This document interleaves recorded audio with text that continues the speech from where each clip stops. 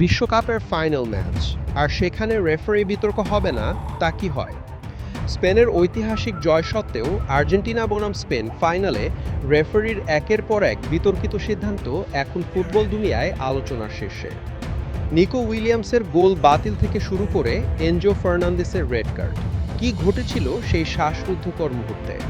ম্যাচের সবচেয়ে বড় বিতর্কের জন্ম হয় অতিরিক্ত সময়ের শুরুতেই।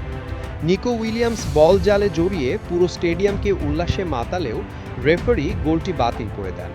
কারণ হিসেবে জানানো হয়, আক্রমণের ঠিক আগে মিকেল মেরিনো ওতামেন্দির ওপর ফাউল করেছিলেন, কিন্তু রিপ্লেতে দেখা যায় সেটি ছিল অত্যন্ত হালকা এক স্পর্শ। এটি কি সত্যিই ফাউল ছিল নাকি রেফারির সিদ্ধান্ত ভুল ছিল, তা নিয়ে এখন দুই মেরুতে ফুটবল বিশ্লেষকরা।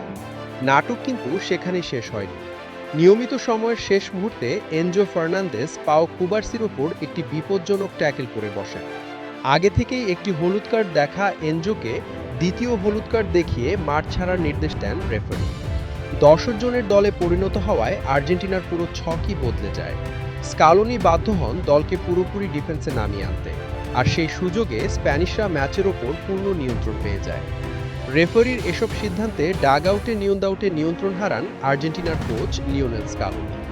রেফারির সঙ্গে উত্তপ্ত বাগবিতণ্ডায় জড়িয়ে তিনিও হলুদ কার্ড দেখেন, আর 106 মিনিটে বদলিনামা ফেরান তোরেস গোল করে স্পেনকে কাঙ্ক্ষিত জয় এনে দেন। যদিও পরবর্তীতে তোরেসের আরও একটি গোল অফসাইডের কারণে বাতিল হয়।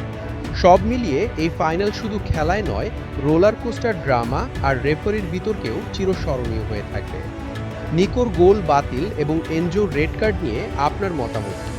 রেফারি কি সঠিক সিদ্ধান্ত নিয়েছিলেন? কমেন্টে লিখে জানান। ফুটবল দুনিয়ার সব ব্রেকিং আপডেট ও ম্যাচ অ্যানালিসিস পেতে গোলবক্স বিডি চ্যানেলটি এখনই সাবস্ক্রাইব করুন।